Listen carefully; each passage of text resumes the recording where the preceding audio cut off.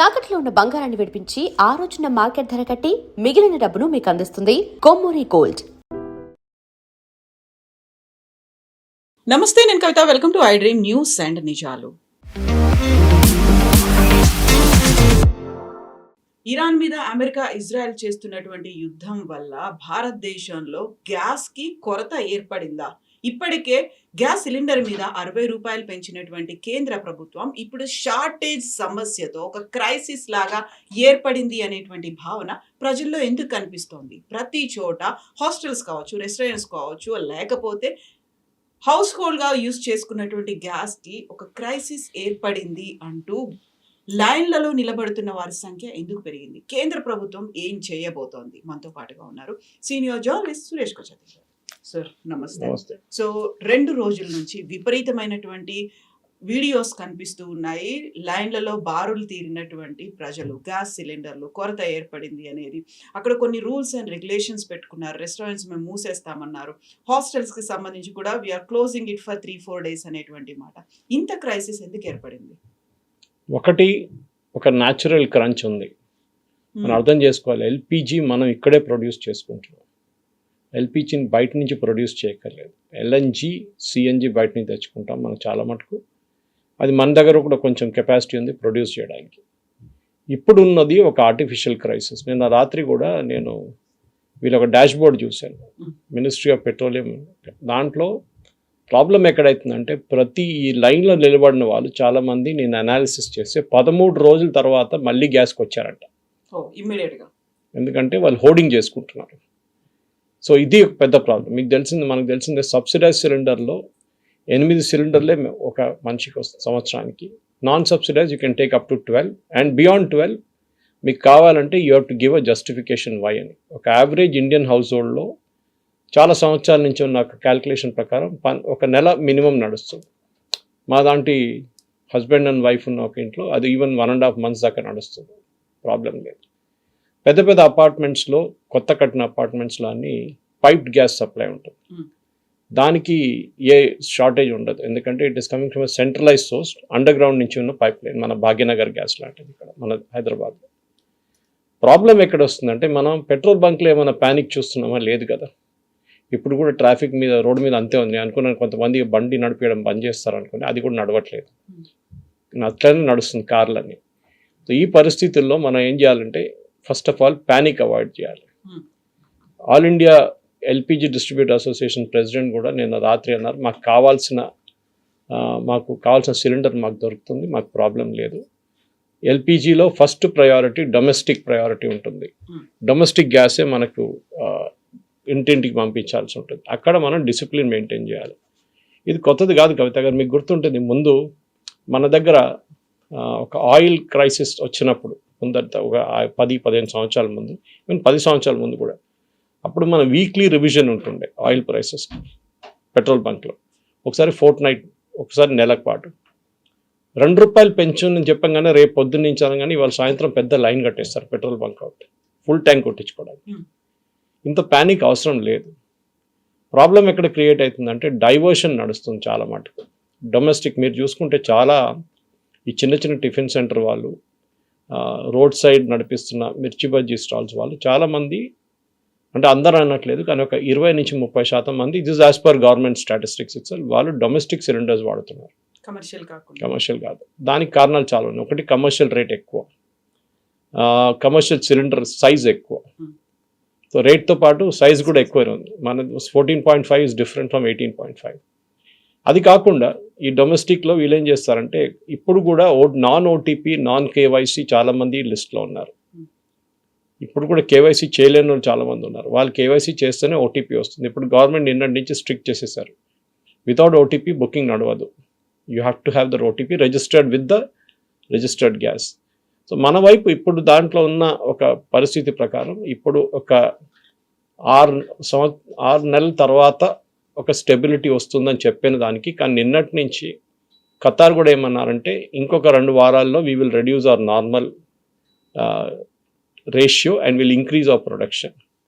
వాళ్ళు పెంచుతారంటున్నారు. ఎందుకంటే ఆల్మోస్ట్ 40% వరల్డ్ది ఉన్న గ్యాస్ ప్రొడక్షన్ ఖతార్ నుంచి వస్తుంది. కానీ మనకి ఎల్పిజితో సంబంధం లేదు. అది that is more of CNG and liquefied natural gas LNGs. మన దగ్గర ఫర్టిలైజర్ సెక్టర్కి సప్లై ఉంది, అది తగ్గిసి చేస్తున్నారు, 70% చేసేస్తున్నారు. టీ గార్డెన్స్కి పంపిస్తారు, అక్కడ టీని లీవ్స్ని వీళ్ళు ఏం చేస్తారు, ఒక కైండ్ ఆఫ్ ఒక హీటింగ్ చేస్తారు, ప్రాసెస్ ఉంటుంది, దానికి 80% సప్లై పంపిస్తున్నారు. ప్రాబ్లం ఎక్కడ వస్తుందంటే మన దగ్గర చాలా మటుకు ఉన్న రెస్టారెంట్లు కానీ హాస్టల్స్ కానీ మీరు చెప్పినట్ల వాళ్ళు దీంట్లో ప్రాబ్లం వాళ్ళకి క్రియేట్ అవుతుంది. ఇప్పుడు చాలా దగ్గర మనం చూసుంటాం, ఈవెన్ ఇంక్లూడింగ్ మా అయ్యప్ప దేవస్థానం బొలారంలో కూడా we don't use cylinders much. కుకింగ్కి ఒక పార్ట్ యూజ్ చేస్తాం కానీ చాలా మటుకు రైస్ కానీ మిగతాదంతా స్టీమ్ మీద నడుస్తుంది.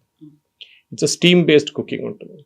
అది చాలా మటుకు సోర్సెస్ నుంచి చేసుకోవచ్చు. ఒకటి సిలిండర్ నుంచి చేసుకోవచ్చు, ఒకటి అది కాకుండా పైప్ గ్యాస్ నుంచి కూడా చేసుకోవచ్చు. మూడవది we can be done through పాత సిస్టమ్ ఆఫ్ కట్టెలు పెట్టి చేసుకోవచ్చు.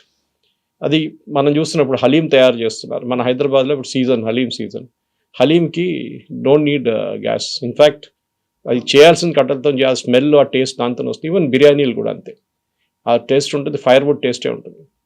ఇన్ఫ్యాక్ట్ నాకు ఇప్పుడు కూడా మా ఇంట్లో మా అమ్మగారు, ఇన్ఫ్యాక్ట్ మా నాన్నగారు ఇల్లు కట్టినప్పుడు కేరళలో, he made a provision in the kitchen traditional and gas. ఎందుకంటే నాట్ దాట్ షార్టేజ్ వస్తుందని కాదు, కొన్ని items can be cook best on the firewood అనమాట. అదే చాలా మటుకు మా దగ్గర కన్యీ అంతా ఉంటుంది కేరళలో, వీ హ్యావ్ దట్ రైస్ గ్రూవెల్ కన్యీ అంటారు, బెస్ట్ కుక్డ్ ఆన్ ఫైర్వుడ్ అని, ఆ టేస్ట్ సపరేట్ ఉంటుంది. కానీ ఇప్పుడున్న క్రైసిస్, మీరు అంటున్న క్రైసిస్కి చాలా మటుకు మనకి ఇప్పుడు మీరు చూస్తున్నారు, బంగ్లాదేశ్ సంగతి చూస్తున్నారు, Sri Lanka, Nepal is land locked, వాళ్ళకి ఒక యాక్సెస్ కూడా లేదు పోర్ట్ నుంచి. బంగ్లాదేశ్కి మనం ఎస్టర్డే 5,000 మెట్రిక్ టన్స్ డీజిల్ ఇచ్చాం, వాళ్ళకి డీజిల్ లేదు వాళ్ళ దగ్గర, బస్సులు నడవు. చాలా మటుకు పాకిస్తాన్లో స్కూల్స్ క్లోజ్ చేసేసారు, 50% ఆన్లైన్ చేసేసారు. అది కాకుండా ఎందుకంటే వాళ్ళ డీజిల్ లేదు, మీరు ఎల్పిజి పక్కన పెట్టండి. So we're managing well. ఒకటే నా అభ్యర్థన ఒకటే ఏంటంటే ఈ ప్యానిక్ సిచ్యువేషన్ క్రియేట్ చేయకూడదు. అండ్ ఐ థింక్ మన మోటరిస్ట్ని పెంచుకోవాలి. ఎందుకంటే ఇదే ఎల్పిజి సిలిండర్ తీసుకెళ్తున్న వాళ్ళే మళ్ళీ పెట్రోల్ బంక్ వెళ్ళి లైన్లు కడితే అక్కడ ప్రాబ్లం అవుతుంది. పెట్రోల్ బంక్ చాలా స్మూత్గా నడుస్తుంది, there is absolutely no disturbance of. మనకి స్ట్రెయిట్ ఆఫ్ హార్మోజ్ నుంచి మనకు వచ్చే ఎల్పిజి ఒక 20 నుంచి 25%, మిగతా మనం 80% బయట నుంచి తెప్పించుకుంటాం మిగతా సోర్సెస్ నుంచి. సో మనకు దానికి డిస్టర్బెన్స్ లేదు. రేటు పెరిగింది, ఎస్, దానికోసం కమర్షియల్ సిలిండర్ పెంచారు, డొమెస్టిక్ సిలిండర్ కూడా పెంచారు. కానీ నిన్న రాత్రి నుంచి మనం చూస్తున్నాం, ట్రంప్ యుద్ధం అయిపోయింది అని చెప్పంగానే it has come down to $83 per barrel. అది ఇంకా నెక్స్ట్ 2-3 డేస్లో అది మళ్ళీ $70కి వచ్చేస్తుంది. 70 is where it was before. So మనకి అది కాకుండా రష్యా నుంచి మనం తెప్పించుకుంటున్నాం ఆయిల్, మనం రష్యా నుంచి గ్యాస్ కూడా మనం పోతున్నాం. సో బోత్ వేస్ ఇంకొక వారం లోపల ఈ స్టెబిలిటీ వచ్చేస్తుంది. Because I'm hotel management graduate, media కాకుండా నాకు అది కూడా ఒకటి ఉంది. సో మా గ్రూప్లో డిస్కస్ చేస్తున్నారు, చాలామంది హోటలేస్ ఉన్నారు. వాళ్ళు ఏమన్నారంటే ప్రతి సిటీలో ఈ మినిస్ట్రీ ఆఫీషియల్ ఇండియన్ కానివ్వండి, హెచ్పిసిఎల్ కానివ్వండి, బీపీసీఎల్, వీళ్ళందరూ మీటింగ్ నడిపిస్తున్నారు రెస్టారెంట్ ఓనర్స్తో. మీకు కెపాసిటీ చెప్పండి, మీకు ఎంత కావాలని, మీరు హోర్డింగ్ చేయకండి, మేము మీకు ఇస్తాం, but don't hold the cylinders. అది చాలా మటుకు, ఎందుకంటే 30% సిలిండర్స్ మిస్సింగ్ ఉందంట, అప్పుడు సర్క్యులేషన్ లేదు, ఎక్కడ పోయింది తెలియదు ఎవరికి. అంటే గ్యాస్ కంపెనీ వాళ్ళ దగ్గర లేదు, డిస్ట్రిబ్యూటర్ దగ్గర లేదు, అది కాకుండా రీఫిల్ కూడా రావట్లేదు. అంటే 30% ఎక్కడో దాచిపెట్టారు, అంటే hoarding. That normal human tendency అది. అండ్ మార్నింగ్ నార్త్ ఇండియాలో ఒక ట్రక్ను కూడా దొంగిలించేశారు అని, ఆల్మోస్ట్ 500+ సిలిండర్స్ ఉన్నాయి, అలాంటి ట్రక్ను మాయం చేశారు. అది నడుస్తుంది మన దేశంలో, ఏమైనా నడుస్తుంది మన దేశంలో. సిలిండర్ కాదు, రేపు ఒక దీనికన్నా ముందు పెట్రోల్ క్రైసిస్ వచ్చిన పెట్రోల్ ట్యాంకరే గాయబ్ చేసేసారు వీళ్ళు మొత్తం. ఎనీవే, నేను చెప్పేది ఏంటంటే మనం మిగతా దేశాల్లో చూస్తే మన సంగతి, మనం వీఆర్ బెటర్ ప్రిపేర్డ్. యాక్చువల్లీ మనకి తెలిసిపోయింది ఈ క్రైసిస్ రాబోతుంది అనేది. ఎందుకంటే మనం వెనిజువేలాతో కాంట్రాక్ట్ పెట్టుకున్నప్పుడు మనం అప్పుడే డిసైడ్ చేసుకున్నాం, రష్యా దగ్గర నుంచి కొనకపోతే కూడా వెనిజువేలా నుంచి మనకు సప్లై ఉంటుంది. ప్రధానమంత్రి గయానాకి వెళ్ళినప్పుడు చాలామంది అడిగారు, ఎందుకు వెళ్ళారు గయానాలో ఏముందని. Guyana is a big supplier of fuel, crude oil అవసరం ఉందా అని అడిగారు. క్రూడ్ ఆయిల్ సప్లై ఉంది అక్కడ కూడా. సో చాలా మటుకి క్రూడ్ ఆయిల్ సప్లై నడుస్తుంది ఇంకా అక్కడి నుంచి కూడా. So we are getting it from different sources. ఏంటంటే సింగులర్ సోర్స్ సౌదీ అరేబియా కాకుండా మల్టిపుల్ సోర్సెస్ తెప్పించుకుంటున్నాం. మనకు అందరు తెలిసిందే కవిత గారు, వరల్డ్లో #1 gas producer, gas that is LNG and liquefied natural గ్యాస్లో చాలా మటుకు కమ్స్ ఫ్రమ్ ఖతార్ 40%. దాని తర్వాత సెకండ్ ఇస్ ఇరాన్ కానీ ఇరాన్ నుంచి ప్రొడక్షన్ జీరో. అక్కడ పెద్ద ప్రాబ్లం వస్తుంది. ఒకసారి ఇరాన్ని మీరు అలౌ చేస్తే, ఇరాన్ సప్లై మీరు మార్కెట్కి వస్తే ఈ ప్రాబ్లం ఉండదు. మనం అర్థం చేసుకోవాలి దిస్ ఫస్ట్ ఆఫ్ ఆల్. దీంట్లో అన్నిటికంటే బెస్ట్ ఎగ్జాంపుల్ మీకు ఇండియన్ రైల్వేస్ దగ్గర. ఇండియన్ రైల్వేస్ ఒక 10-15 సంవత్సరాల ముందు నుంచి ఒక కాన్షియస్ డిసిషన్ తీసుకున్నారు.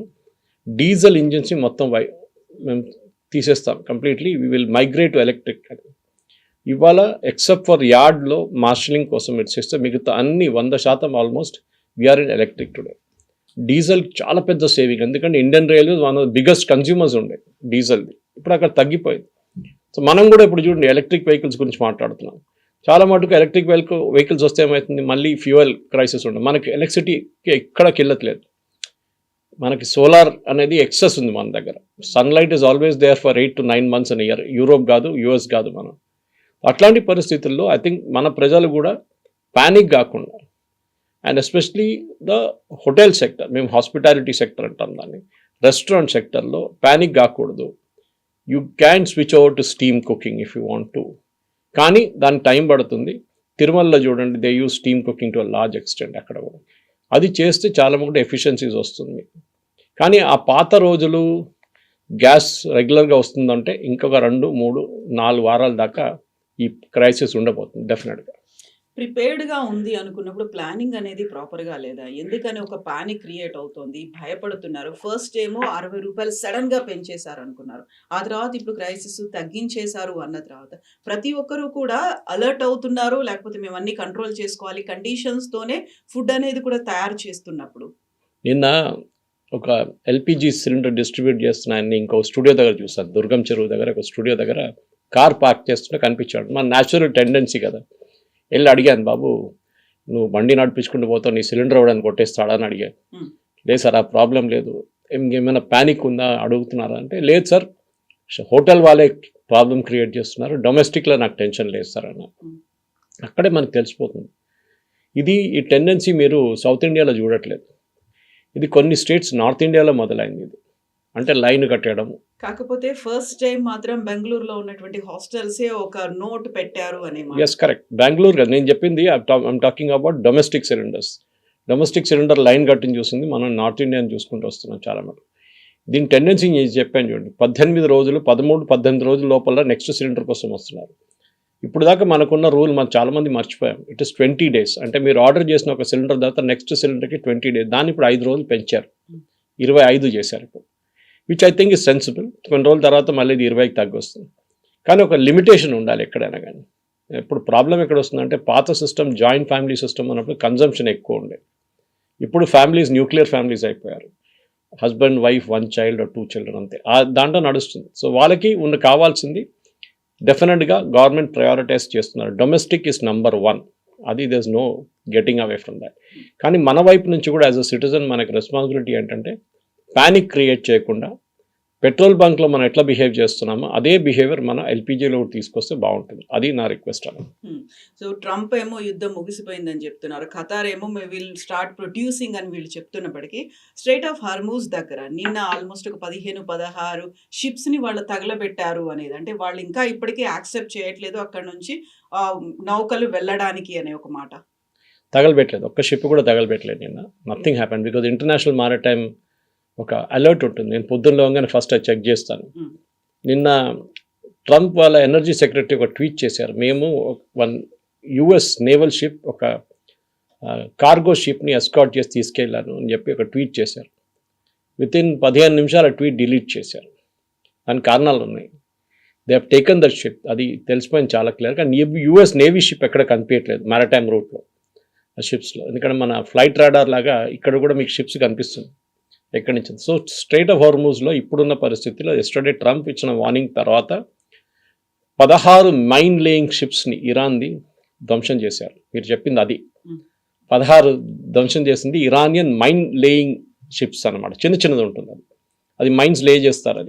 దాన్ని నిన్న ధ్వంసం చేశారు. ట్రంప్ వార్నింగ్ కూడా ఇచ్చారు నిన్న, ఇంకొక మైన్ కూడా నాకు కనిపిస్తే అంత సంగతి. Anyway we're going to use mine sweepers, వాళ్ళ దగ్గర మైన్ స్వీపర్స్ ఉన్నాయి, షిప్స్ ఉంటుంది that can detect and take out the mines అన్నమాట.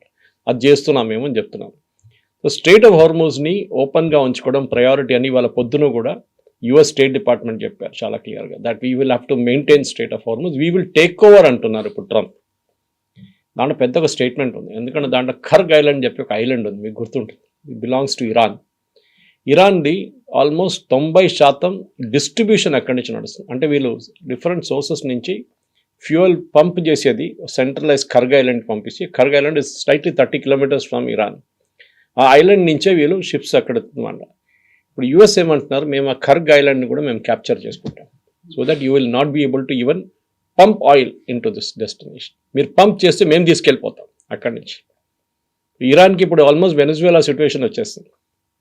వెనజువేలా ఇదే చేశారు కదా, మీరు పంప్ చేస్తున్నంత ఇండియాకి అమ్మేసుకుంటున్నాం, చైనాకి అమ్మేసుకుంటున్నాం, మా మిగతా దేశాలు తీసుకెళ్ళిపోతున్నారు. సో అదే సిచ్యువేషన్ ఇప్పుడు ఇరాన్లో కూడా వచ్చింది. కానీ యుద్ధం ఆగుతుందా అంటే డెఫినెట్గా ఎస్, నెక్స్ట్ ఒక 2 వారాల లోపల ఇది అయిపోతుంది కంప్లీట్గా. కానీ ఇరాన్ దాన్ని ఆపరు, వాళ్ళు రెగ్యులర్గా ఒక టాక్టికల్ అటాక్స్ చేస్తూనే ఉంటారు చిన్న చిన్నగా. కానీ ఇప్పుడున్న పరిస్థితి ప్రకారం నిన్న చూస్తే నిన్న చాలా మటుకు తగ్గిన మిసైల్స్ అని, నిన్న 5-6 మిసైల్స్ కొట్టారు వాళ్ళు. సో దేర్ కెపాసిటీ తగ్గిందనమాట. ఇంకొక వారం లోపల బహుశా ఇది టేపర్ ఆఫ్ అయిపోతుంది. కానీ స్పొరాడిక్ అటాక్స్ ఉంటుంది, అక్కడక్కడ చేస్తుంటారు వాళ్ళు. అరబ్ నేషన్స్ కూడా ఫెడప్ అయిపోయారు కంప్లీట్గా. Dubai is getting majorly affected. వాళ్ళ దగ్గర నుంచి ఎక్స్పాట్రీస్ చాలామంది పారిపోయారు, కానీ వాళ్ళు వచ్చేస్తారులే తర్వాత. ఇప్పుడు వెళ్ళారు కానీ తర్వాత వచ్చేస్తారు రిటర్న్. ఎవరైనా ప్యానిక్ ఉన్న సిచ్యువేషన్లో రిటర్న్ వచ్చేస్తారు. ఇన్ఫ్యాక్ట్ మీరు చెప్పినట్లు నిన్నటి దాంట్లో మా కూతురు గురించి ఎవరో కామెంట్ అడిగారు, మాకు మీ కూతురు బాగున్నారా, సేఫ్గా ఉన్నారా, she was going to Cairo, Hyderabad, Bahrain Cairo అండి. Yes, she has come back. Cairo అంతా ఫినిష్ చేసి ఈజిప్ట్ అంతా విజిట్ కంప్లీట్ చేసి వారం తర్వాత నిన్న ముంబైలో డైరెక్ట్ ఫ్లైట్లో ల్యాండ్ అయ్యారు ఈజిప్ట్ ఎయిర్లో without touching. So I was watching the flight path. ఆ flight path yesterday took over Saudi Arabia చాలా మటుకు, అండ్ దెన్ ఓవర్ దుబాయ్. దాని తర్వాత ఇరాన్ అవాయిడ్ చేసి ఇండియా వైపు వెళ్ళిపోయింది. So that means Saudi Arabian air space is open, Dubai air space is open, అంటే UAE air space is open. ఇది రెండు చాలా క్రూషియల్. ఎందుకంటే ఇప్పుడు ప్రాబ్లం ఎక్కడ వస్తుందంటే ఈవెన్ సౌదీ అరేబియాకి, ఈవెన్ యూఏఈకి వాళ్ళకి డైలీ కావాల్సిన వెజిటబుల్స్ కానీ మీట్ కానీ చాలా మటుకు ఇటువైపు నుంచి వస్తుంది, ఇండియా వైపు నుంచి వస్తుంది. ఇండియా, ఇండోనేషియా, మలేషియా వైపు నుంచి అది ఆగిపోయింది చాలా మటుకు. ఇప్పుడు వాళ్ళు గ్లోబల్ ఫ్రేటర్స్ యూజ్ చేస్తున్నారు, పెద్ద పెద్ద కార్గో ఎయిర్క్రాఫ్ట్ యూజ్ చేసి దీన్ని మూవ్ చేస్తున్నారు. మొన్న లులు గ్రూప్ వాళ్ళు అనౌన్స్ చేశారు, వాళ్ళ కంప్లీట్ ఒక చార్టర్డ్ ఫ్లైట్ వాళ్ళ వెజిటబుల్స్కి మిగతా వీట్ కోసం యూఏఈలో వాళ్ళ సూపర్ మార్కెట్స్ కోసం తీసుకెళ్లారని చెప్పి ఇండియా నుంచి. So that is good news actually. ఎందుకంటే షిప్స్ మూవ్ కాకపోతే you should move it through aircraft. రేపు అది మిలిటరీ ఎయిర్క్రాఫ్ట్ కూడా ఉండొచ్చు బహుశా. బట్ ఎనీవే టోటల్ ఓవరాల్ చూస్తే కవిత గారు ఒకటే రిక్వెస్ట్, మళ్ళీ అది రిపీట్ చేస్తున్నాను. ఈవెన్ నిన్న మినిస్ట్రీ వాళ్ళు కూడా స్టేట్మెంట్ ఇచ్చారు, డోంట్ ప్యానిక్, హాస్టల్ వాళ్ళు చేస్తారు. నేను ఇప్పుడే మా తెలిసిన ఫ్రెండ్ దగ్గర మెసేజ్ పెట్టాను, వాళ్ళు 6 హాస్టల్స్ నడిపిస్తారు ఒక యూనివర్సిటీ కోసం ఇక్కడ. వాళ్ళ దగ్గర అడిగాను, మీకు ఏదైనా ప్రాబ్లం ఉందా అని అడిగారు ఇక్కడ డిబేట్కి వచ్చే ముందు. She said absolutely everything is normal, we're managing. Okay, panic కాకుండా మేనేజ్ చేస్తున్నాం అంతే, ఎఫిషియన్సీస్ తీసుకొస్తున్నాం. ఎక్కడెక్కడ మేము మన ఇండక్షన్ కుక్టాప్ ఉందో అది యూజ్ చేస్తున్నాం మేము, సూప్స్ హీట్ చేయడానికి, దానికి దీనికి. We are not totally dependent on LPG, alternate చూసుకుంటున్నాం, which is a good move. ఇప్పుడు ఇవాళ కాకపోతే రేపు మీరు కొచ్చిన్ ఎయిర్పోర్ట్ చూసుకోండి, కొచ్చిన్ ఎయిర్పోర్ట్ కంప్లీట్గా నడుస్తున్నది ఈజ్ ఆన్ సోలార్, ఇంక్లూడింగ్ వాళ్ళ కిచెన్ సైడ్ కూడా. అంటే వాళ్ళకు కూడా ఎంప్లాయీస్ ఉన్నారు, అది కూడా కెఫ్టీరియా ఉంది, అది కాకుండా రెగ్యులర్ కిచెన్స్ ఉంది వాళ్ళకి, అక్కడున్న షాప్స్కి వాళ్ళకి సపరేట్ ఉంది. వీళ్ళందరూ ఎలక్ట్రిసిటీ వాడతారు, and that is through solar. I think ఈ క్రైసిస్ దీనికన్నా ముందు కూడా మీకు గుర్తుంటుంది, మిడిల్ ఈస్ట్ క్రైసిస్ ఒక 20 సంవత్సరాల ముందు, 20 సంవత్సరాలు నాకు గుర్తుంది. సద్దాం హుస్సేన్ టైంలో కువైత్ ఆక్రమించే టైంలో ఒక పానిక్ సిచ్యువేషన్ వచ్చింది. అప్పుడు కూడా చాలామంది నేర్చుకున్నారు, ఆల్టర్నేటివ్స్ చూసుకున్నారు. మనం I think sooner or later మనం ఈ ఎల్పిజి దీని నుంచి బయటపడి we have to look at new sources. చెప్పడానికి చాలా ఈజీగా ఉంటుంది ఇక్కడ కూర్చొని, రూమ్లో కూర్చొని చెప్పడానికి, కానీ we should look at options. Piped gas is a great option. అది మన దగ్గర ఒకటి, safety wise also it is better. మీకు తెలిసిందే, పైప్ గ్యాస్ లీక్ అయితే కూడా it will go to the higher level. LPG lower లెవెల్కి వెళ్తుంది, ఇట్స్ హెవీ. దానికోసం ఎల్పిజి బ్లాస్ట్ నడుస్తుంది. You never here a blast from a pipe connection, ఎక్కడ జరగదు అది. ఇట్లాంటి పరిస్థితుల్లో నేను చెప్తున్నాను, మన దగ్గర డీజిల్ కన్జంప్షన్ కూడా తగ్గించాలి మనం. ఢిల్లీ లాంటి ప్లేస్లో సిఎన్జికి వెళ్ళిపోయాం టోటల్. ఇప్పుడు సిఎన్జి 100% ఇస్తున్నారు ఢిల్లీలో supply, it is as usual అన్నమాట. హైదరాబాద్లో మీరు చూస్తున్నారు ఎలక్ట్రిక్ బస్సెస్ నడుస్తున్నాయి. ఇప్పుడు మన పాత జేఎన్యూఆర్ఎం కింద ఇప్పుడు కొత్త ప్రధానమంత్రి స్కీమ్ కింద వీఆర్ గెటింగ్ బస్సెస్. స్లోలీ మనం ఈ యొక్క ఏం చెప్తారు హ్యూజ్ ఈ LPG, crude oil, petrol, diesel, kerosene, air turbine fuel ఇట్లాంటిది తగ్గించుకుంటూ వస్తే బాగుంటుంది.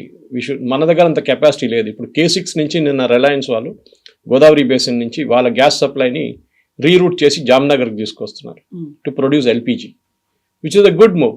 మనం కూడా మన దగ్గర లిమిటెడ్ కెపాసిటీ ఉంది. బాంబే హై ఉంది, గోదావరి, కృష్ణా గోదావరి బేసిన్. KG6 తర్వాత ఇప్పుడు ఉన్నది మిగతా సోర్స్ రాజస్థాన్లో కొంచెం ఉంది. దెన్ వీ హ్యావ్ దిబ్రూగర్ అటువైపు అస్సాంలో. కానీ మన కెపాసిటీ చాలా లిమిటెడ్. యాజ్ అ నేషన్ మనం ఈ ఏం చెప్తారు క్రూడ్ ఆయిల్ ఇంపోర్టింగ్ నేషన్ నుంచి ఒక 60 నుంచి 70% లెవెల్కి తీసుకొస్తే బాగుంటుంది. ఇప్పుడు 80% ఉంది. We should reduce that and that's a good lesson. This is ఒక క్రైసిస్ మేనేజ్మెంట్లో చాలా మంచి లెసన్. గవర్నమెంట్ని తిట్టడం, మోదీ గారిని తిట్టడం చాలా ఈజీ. ఈ మీరు బంగ్లాదేశ్కి ఎందుకు ఇస్తున్నారు, వీళ్ళ పొద్దున చాలా మంది క్రిటిసైజ్ చేస్తున్నారు. ఇంత మన క్రైసిస్ ఉంది అనుకున్నప్పుడు మనకు డీజిల్ క్రైసిస్ లేదు, పెట్రోల్ క్రైసిస్ లేదు. సో వాళ్ళకి ఉంది పాపం. సో వాళ్ళు కూడా నేర్చుకున్నారు. ఇదే పెద్ద పెద్ద స్పీచ్ ఇచ్చిన పాకిస్తాన్తో మేము టైఅప్ చేసుకున్నాం, మేము అది చేసామని పాకిస్తాన్ రాలేదు వాళ్ళ హెల్ప్కి. Okay, now they are realise who can help అని. ఇప్పుడు శ్రీలంక కూడా ఇవ్వబోతున్నాం మనం. Sri Lanka also has a crisis. కానీ పాకిస్తాన్కి మనం ఇవ్వక్కర్లేదు, వాళ్ళు సౌదీ అరేబియా నుంచి చూసుకుంటారు వాళ్ళు ఏం కావాలండి. కానీ ఉన్నది overall picture entire world is an a problem. US gas prices have gone up, అంటే వాళ్ళ పెట్రోల్ బంక్లో. యూకేలో 31 సెంట్ పెరిగింది అక్కడ కూడా. So there also they have a crisis. Putin ఏమో నిన్న నేను గ్యాస్ అసలు బంద్ చేసేస్తాను యూరోప్కి అని చెప్పేస్తున్నారు కంప్లీట్గా. We will not give anything to Europe అంటూ. ఎక్కడికి అమ్ముతారా gas? He has to naturally sell it to countries like India అన్నమాట. అదే జరగబోతుంది ఇప్పుడు. సో మనం కూడా మన రియలైన్మెంట్ చూసుకోవాలి. ఇప్పుడు వెనెజువేలా కానీ ఈవెన్ మన రష్యా కానీ మిగతా సోర్సెస్ నుంచి మన ఫ్యూయల్ మనం తెప్పించుకోవాలి. నెక్స్ట్ 6 months చాలా క్రూషియల్గా ఉండబోతుంది. మన స్టోరేజ్ కెపాసిటీ 74 రోజులకి మన దగ్గర స్టోరేజ్ ఉంది. చైనా దగ్గర 200 రోజులకి స్టోరేజ్ ఉంది వాళ్ళ దగ్గర. కోర్స్ ఎందుకంటే వాళ్ళ రీజన్ చాలా వైడ్ స్ప్రెడ్గా ఉంటుంది, వాళ్ళ కోస్టల్ ఏరియాస్ చాలా దగ్గర. సో మనం కూడా మన కెపాసిటీ ఇప్పుడున్న ఎమర్జెన్సీ కెపాసిటీ మన దగ్గర ఉంది చూడండి, 74 నుంచి అట్లీస్ట్ 100 రోజులకి తీసుకురావచ్చు. అంటే 3 నెలలకి మనకి ఫ్యూయల్ సప్లై ఉంటుంది. 0% వచ్చేస్తే కూడా వీలు. అండ్ స్టాక్ మార్కెట్ కూడా చూడండి, it has gone up yesterday. So ఇదన్నీ మంచి సంకేతాలే. చూద్దాం ఇంకా ముందుకెళ్తే ఏం జరుగుతుంది అనేది. మన దగ్గర పానిక్ ఉంది, కొన్ని చోట్ల క్రైసిస్ సిచ్యువేషన్ ఉంది. కొన్ని కంట్రీస్లో వర్క్ ఫ్రమ్ హోమ్ అనే ఆప్షన్ కూడా పెట్టారు ట్రాన్స్పోర్ట్ని కొంచెం కంట్రోల్ చేయడానికి. అన్ని దేశాలు కొంచెం భయంతో ఉన్నాయి, నష్టాల్లో ఉన్నప్పటికీ కూడా one and only country who is getting that benefit అనేది రష్యా మాత్రమే ఉంది. సో రష్యాకి మాత్రమే లాభం జరుగుతోంది అనే ఒక మాట. సో ఎంత లాభం ఉంది రష్యాకి? రష్యాకి లాభం అని కాదు, రష్యన్ క్రూడ్ ఆయిల్ ఇప్పుడు కూడా డిస్కౌంట్లు అమ్ముతున్నారు వాళ్ళు. ఎందుకంటే ఇంటర్నేషనల్ పేమెంట్స్ లేదు వాళ్ళకి, స్విఫ్ట్ నుంచి డాలర్ పేమెంట్స్ రాదు వాళ్ళకి. So it is rouble payments or ఆ కరెన్సీ పేమెంట్స్ చూసుకుంటున్నారు వాళ్ళు. డాలర్ పేమెంట్స్ లేదు రష్యాకి. It's major issue for Russia. కానీ మొన్న ప్రెసిడెంట్ ట్రంప్ పుటిన్కి ఫోన్ చేయడం అనేది చాలా పెద్ద సంకేతం అది. నిన్న కూడా చూసాను చాలా మటుకు అమెరికన్ ఛానల్స్లో మాట్లాడుతుంది, is Putin back in flavour అని చెప్పేసి. ఫేవర్ అండ్ ఫ్లేవర్, ఎస్, పుటిన్కి ఇప్పుడు ఒక పైచే వచ్చేసింది. ఎందుకంటే ఒకటి ఫ్యూయల్, గ్యాస్ అండ్ పాలిటిక్స్ 3 ఆడుకుంటున్నాడు పుటిన్ ఇప్పుడు. యుక్రెయిన్ మనం మాట్లాడిన బహుశా చెప్పాను అనుకుంటాను ఇది, that Putin will now demand Ukraine war మీరు ఆపేసేయండి, ఎక్కడున్నాం అక్కడ ఉండిపోతాం, then only I will supply fuel and gas అని చెప్పేసి. ఎందుకంటే ఈ వెస్ట్ ఏషియాలో చాలా పెద్ద ఒక లెసన్ మనం నేర్చుకున్నాం కవిత గారు. అమెరికన్ బేసెస్ పెట్టుకున్నారు వాళ్ళు. ఎందుకు పెట్టుకున్నారు అమెరికన్ బేసెస్? ఖతార్ ఉండొచ్చు, యుఏఈ ఉండొచ్చు, బహ్రెయిన్ ఉండొచ్చు, ఒమాన్ ఉండొచ్చు, సౌదీ అరేబియా, వీళ్ళందరూ అమెరికన్ బేసెస్ పెట్టుకున్నారు, పెద్ద పెద్ద బేసెస్, ఎయిర్ ఫోర్స్ బేసెస్. బహ్రెయిన్లో ఏమో naval base, US 5th Fleet. ఎందుకంటే వీళ్ళు వాళ్ళ ప్రొటెక్షన్ కోసం పెట్టుకున్నారు. ఏ రోజు వాళ్ళని అక్కడి నుంచి ఏదో ఒక ఆర్మీ కూ లేకుంటే ఇంకేమైనా కొంచెం రెబల్స్ వచ్చి వాళ్ళ కింగ్డమ్ని డీస్టెబిలైజ్ చేస్తారని భయపడి వీళ్ళు యుఎస్ని పెట్టుకున్నారు. కానీ ఇప్పుడు ఏం జరిగింది కవిత గారు? యుఎస్ వాళ్ళ సహాయంకి రాలేదు. వీళ్ళు ఇరాన్ మిసైల్ ఫైర్ చేస్తున్నప్పుడు యుఎస్ వీళ్ళని అడ్డుకుంటలేరు. యుఎస్ ఏమంటున్నారు, మేము మీ బేస్ నుంచి ఆపరేట్ చేస్తామనగానే మేము అలో చేయమని చెప్పారు. Why should we help you? ఇప్పుడు అరబ్ నేషన్స్ కూడా ఒక డైలమాలో వచ్చేసారు. యుఎస్ మీద మేము డిపెండ్ కాలేదు. యుఎస్ మనకి గివెన్ అ బిగ్ ఏం చెప్తారు, ఒక డిచ్చింగ్ అంటారు మనం. ఓకే, ద లాస్ట్ మినిట్ మనకి చేయించేసారు వాళ్ళు. మనం కాపాడుకోవాలంటే we have to take care of our cells. సడన్గా ఫిలిప్పీన్స్ ఇన్ని రోజులు బ్రహ్మోస్ డీల్ పక్కన పెట్టిన, రేపు చూద్దాం ఎల్లుండి చూద్దాం అని కానీ ఇమ్మీడియట్ సైన్అప్ చేసుకున్నారు. నేను అది చూసాను. ఎందుకు?